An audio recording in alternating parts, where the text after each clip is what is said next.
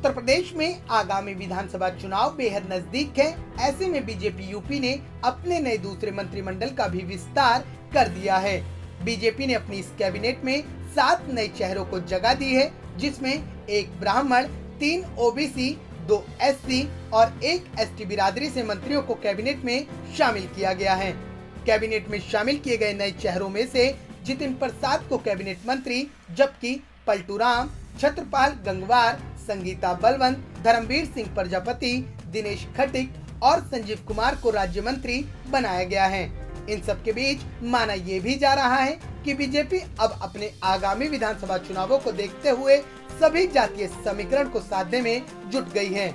वहीं दूसरी तरफ आम आदमी पार्टी से राज्यसभा सांसद संजय सिंह ने योगी आदित्यनाथ की सरकार पर सवाल खड़े करते हुए कहा कि उत्तर प्रदेश में 3 महीने बाद आचार संहिता लागू हो जाएगी, तो ऐसे में 3 महीने के लिए इन मंत्रियों को बनाकर बीजेपी क्या सिद्ध करना चाहती है?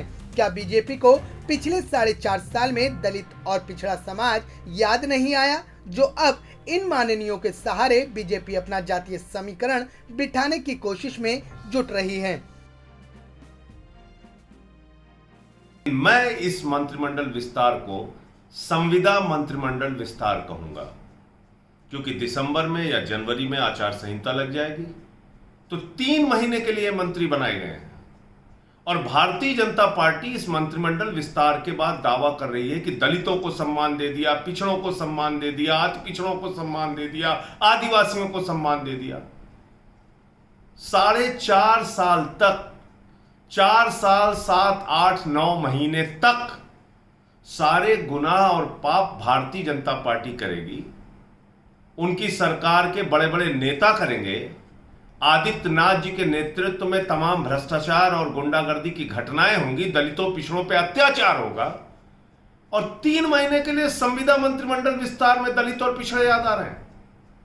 मैं ये पूछना चाहता हूं भारतीय जनता पार्टी से और आदित्यनाथ जी से, आखिर 3 महीने की संविदा के लिए ही आपको दलित और पिछड़ा क्यों याद आते हैं? सारे गुनाह और पाप जितने हैं उस पर पर्दा डालने के लिए आप इन दलित और पिछड़ों को लेकर आए हैं मंत्री बनाने के लिए। यह हकीकत, ये असलियत, आपकी नीयत पूरे उत्तर प्रदेश के दलित और पिछड़ा समाज के लोग समझ रहे हैं और चुनाव में आपको जवाब देंगे।